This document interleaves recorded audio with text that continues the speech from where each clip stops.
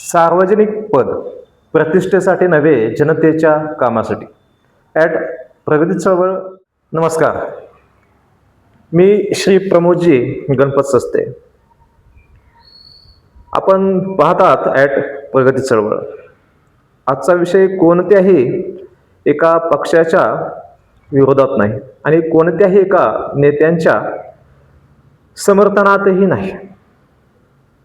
आजचा विषय आहे सार्वजनिक पद आणि त्याची जबाबदारी. अलीकडे चर्चेत आलेलं सुषमा अंधारे आणि मानचे आमदार, महाराष्ट्राचे ग्रामविकास मंत्री आणि सोलापूर जिल्ह्याचे पालकमंत्री श्री जयकुमार गोरे यांच्यासह महाराष्ट्रातील प्रत्येक लोकप्रतिनिधीला आज आम्ही एक साधा प्रश्न विचारणार आहोत. तुम्हाला मिळालेले पद हे तुमच्यासाठी तुमच्या प्रतिष्ठेसाठी आहे की जनतेच्या कामासाठी? कारण मतदारांनी तुम्हाला निवडून दिले आहे आणि म्हणूनच तुमच्यावर जनतेची जबाबदारी आहे. आरोप प्रत्यारोप होत राहणार. आता यावरती आपण जर लोकप्रतिनिधी म्हणजे काय या विषयाकडे गेलो तर मला वाटतं आपण सगळेच मतदान करतो, आपल्या पसंतीचा उमेदवार निवडतो, चॉईस असते. तो आमदार होतो, खासदार होतो, मंत्री होतो, सरपंच किंवा नगरसेवक होतो. पण निवडून आल्यानंतर त्याने एक गोष्ट लक्षात ठेवली पाहिजे, हे पद त्याचे वैयक्तिक नाही, हे पद जनतेने दिले आहे. त्यामुळे पदासोबत येते ती जबाबदारी. त्या पदासोबत सरकारी कार्यालय मिळते, अधिकारी आणि कर्मचारी मिळतात, सुरक्षा सुद्धा मिळते, सरकारी सुविधा मिळतात. या सगळ्यावरती खर्च होतो तो सार्वजनिक पैशातून. घरचे पैसे किती कोण वापरतं हा महत्वाचा प्रश्न आहे आता. म्हणून सामान्य माणसाचा प्रश्न अगदी सोपा आहे. तुम्हाला मिळालेल्या अधिकारांचा वापर आमच्यासाठी किती केला? आम्हाला भाषण नको, आम्हाला काम पाहिजे, आम्हाला आश्वासन नको, आम्हाला परिणाम पाहिजे. ही नेहमीच भावना आपल्याला जनतेच्या सर्वसामान्य लोकांच्या मनात पाहायला मिळते. सध्या मीडियामध्ये चर्चेले जाणारं जयकुमार गोरे आणि सुषमा अंधारे यांचे आरोप प्रत्यारोप यानंतर जयकुमार गोरे यांच्या राजकीय प्रवासाचा संदर्भ घ्यावासा वाटला. मानचे आमदार श्री जयकुमार गोरे यांनी गेल्या अनेक वर्षात स्वतःची राजकीय ओळख निर्माण केली. त्यांनी अनेक प्रस्थापित राजकीय शक्तींना आव्हान दिले, जसे की पवार कुटुंबीय, फलटणचे श्रीमंत रामराजे नाईक निंबाळकर, अजित पवार यांनाही त्यांनी जुमानलं नाही. अशा अनेक प्रभावशाली नेतृत्वांशी त्यांचा राजकीय संघर्ष झाला. आपण स्वतःच्या ताकदीवर चार वेळा विधानसभेत निवडून आल्याचा दावा त्यांनी केलाय. आज ते राज्य सरकारमध्ये महत्वाची जबाबदारी सांभाळत आहेत. ही राजकीय वाटचाल निश्चितच महत्वाची आहे. एखाद्या सर्वसामान्य कुटुंबातील रेशनिंग दुकानदाराचा पोरगा ग्रामविकास मंत्र्यापर्यंत प्रवास. पण इथे आमचा एक प्रश्न सुरू होतो, पद मोठे झाले की जबाबदारीही मोठी झाली पाहिजे. आज आम्ही जयकुमार गोरे यांना विरोधक म्हणून प्रश्न विचारत नाही, आम्ही त्यांना जनतेने निवडून दिलेला लोकप्रतिनिधी म्हणून प्रश्न विचारत आहोत. आणि हाच प्रश्न महाराष्ट्रातील प्रत्येक लोकप्रतिनिधीला सुद्धा आहे. अगदी ग्रामपंचायत सदस्य असो, मुख्यमंत्री असो किंवा ग्रामविकास मंत्री असो, यामध्ये एक प्रश्न महत्वाचा आहे की राजकीय संघर्ष की जनतेचा विकास. आता एका बाजूला आपण पाहूया, सध्या मीडियामध्ये चर्चेत आहे तो आरोप प्रत्यारोप, पत्रकार परिषद, सोशल मीडिया, राजकीय संघर्ष. तर दुसऱ्या बाजूला सर्वसामान्य जनतेचे रोजगार, पाणी, रस्ते, शिक्षण, आरोग्य, शेती, उद्योग हे प्रश्न. आता राजकारणात मतभेद असणारच, त्याबद्दल दुमत कोणाचंच नाही. विरोधक असणारच, विरोधक पाहिजेच, लोकशाहीचं सौंदर्य येते. एकमेकावरती टीका टिप्पणी होणारच, हे लोकशाहीत स्वाभाविक आहे. पण सामान्य जनतेचा प्रश्न आहे की राजकीय संघर्षातून आमच्या जीवनात काय बदल झाला?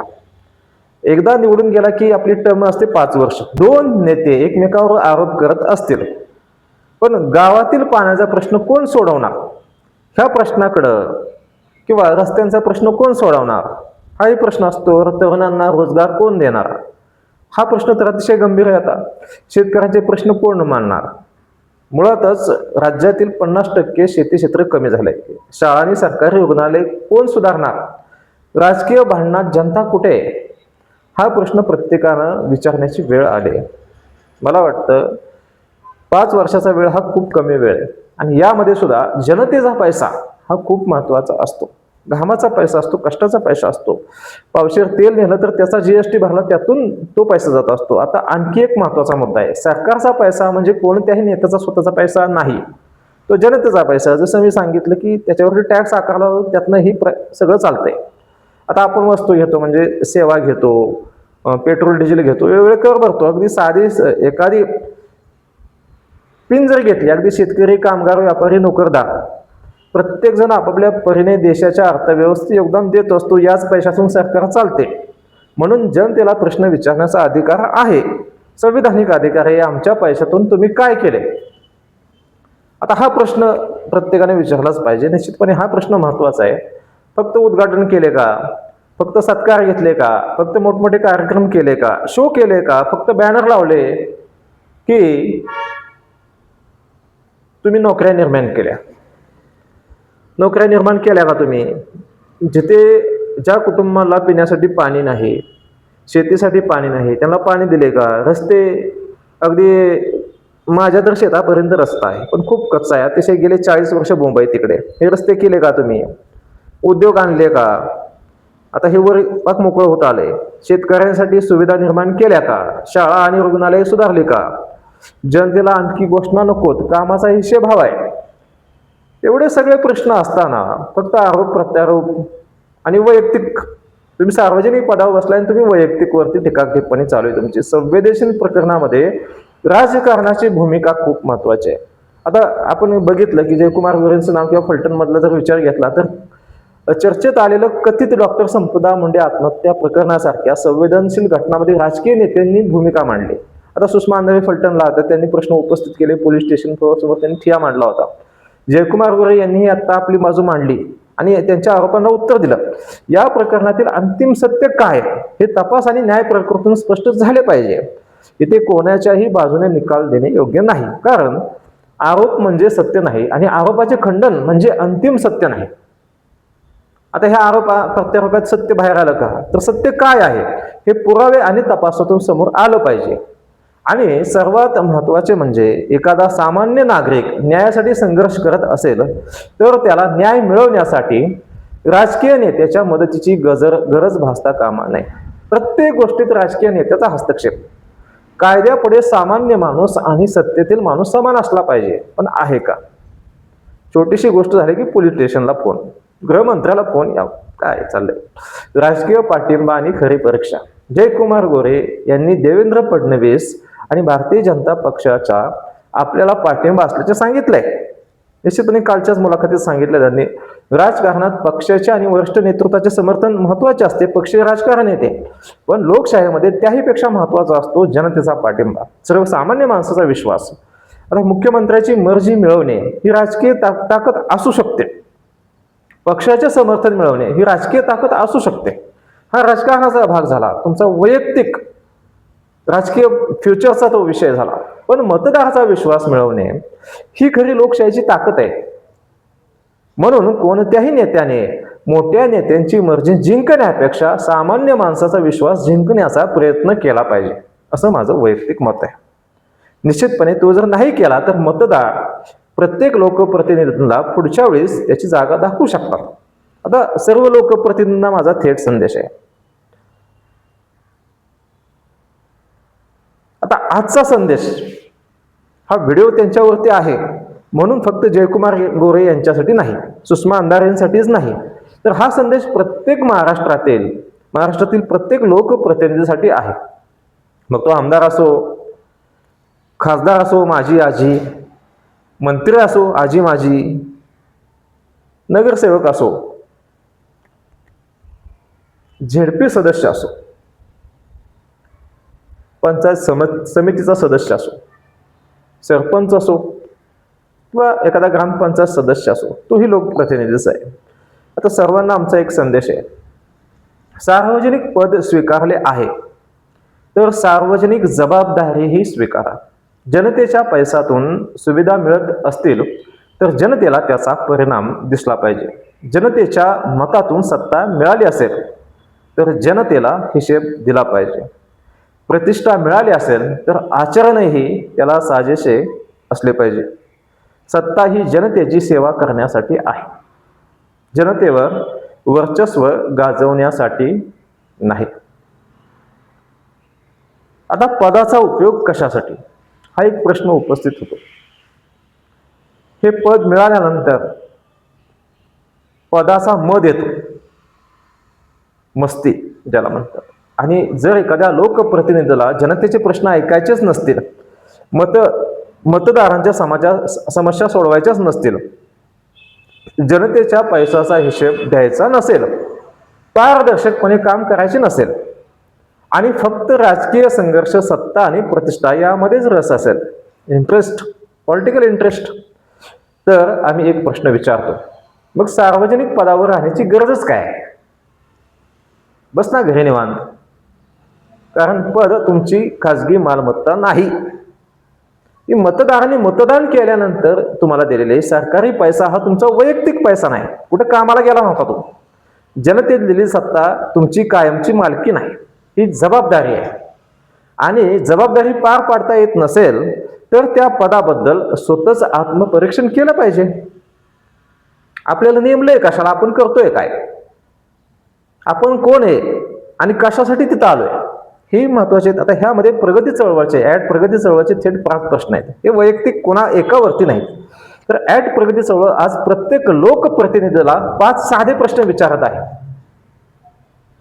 पहिला प्रश्न, तुमच्या मतदारसंघात गेल्या वर्षभरात किती रोजगार निर्माण झाले?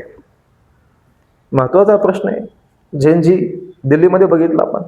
दुसरा प्रश्न, पाणी, रस्ते, आरोग्य आणि शिक्षणासाठी किती पैसा आला आणि किती खर्च झाला? निवडून आला ना तो, सांग ना, हिशेब सांग आता. तिसरा प्रश्न, ज्या कामांसाठी पैसा खर्च झाला ती कामे प्रत्यक्षात किती पूर्ण झाली? अकाउंटेबिलिटी महत्वाची, हिशेब दिला पाहिजे ना, आपण जबाबदार असेल तर. सामान्य नागरिकांच्या तक्रारी सोडवण्यासाठी तुमची व्यवस्था काय, सिस्टीम काय? का फक्त पगार घेतोस आणि निवांत राहतोस, टाइमपास करतोस? 5वा प्रश्न, पुढील 5 वर्षात तुम्ही तुमच्या मतदारसंघासाठी नेमके काय करणार आहेत? विजन महत्वाचं आहे. फक्त विकास करणार असे सांगू नका. विकास करणार किती, कधी, कुठे, किती खर्च आणि परिणाम काय, हे जनतेला सांगा.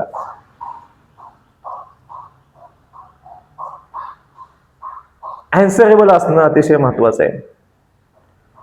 उत्तरदायित्व, आणि त्यासाठी आजचा हा व्हिडिओ आहे. लोकशाही म्हणजे फक्त 5 वर्षांनी मतदान करणे नाही. लोकशाही म्हणजे प्रश्न विचारणे, जे विचारतोय आपण आता. लोकशाही म्हणजे हिशेब मागणे. लोकशाही म्हणजे पुरावे मागणे. लोकशाही म्हणजे सत्तेला जाब विचारणे. आणि लोकशाही म्हणजे जनतेच्या हिताला सर्वात वरचे स्थान देणे. अगदी जयकुमार गोरे असोत, रामराजे नाईक निंबाळकर असोत, रणजितसिंह नाईक निंबाळकर असोत, पवार कुटुंबातील कोणतेही नेतृत्व असो, राज्याचे सर्वोच्च नेतृत्व, एक मुख्यमंत्री, उपमुख्यमंत्री असोत, अगदी सुषमाताई अंधारे असोत, विरोधी पक्षातील कोणताही नेता असो आणि कोणत्याही पक्षातील कोणताही नेता असो, आमचा नियम एकच, व्यक्तीपेक्षा संविधान मोठे, पक्षापेक्षा जनता मोठी, सत्तेपेक्षा जबाबदारी मोठी आणि राजकीय प्रतिष्ठेपेक्षा सामान्य माणसाचा हक्क मोठा. म्हणून आम्ही स्पष्ट सांगतो, सार्वजनिक पद घ्या पण जबाबदारीही घ्या.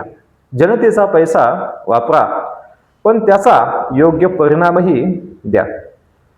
सत्ता मिळवा पण सत्तेचा हिशेबही द्या. आणि सर्वात महत्त्वाचे, जनतेने तुम्हाला मतदान केले आहे, तुमची गुलामी करण्यासाठी नाही. मतदार तुमचे अनुयायी नाहीत, ते या देशाचे नागरिक आहेत. त्यांना गृहीत धरू नका. त्यांना प्रश्न विचारण्याचा अधिकार आहे. त्यांना हिशेब मागण्याचा अधिकार संविधानिक आहे. त्यांना तुमच्या कामाचे मूल्यमापन करण्याचा अधिकार आहे. कारण शेवटी प्रश्न व्यक्तीचा नाही तर जनतेच्या अधिकाराचा आहे. मी श्री प्रमोदजी गणपत सस्ते. आपण पाहत होतात प्रगती चळवळ. जय हिंद, जय संविधान, जय लोकशाही.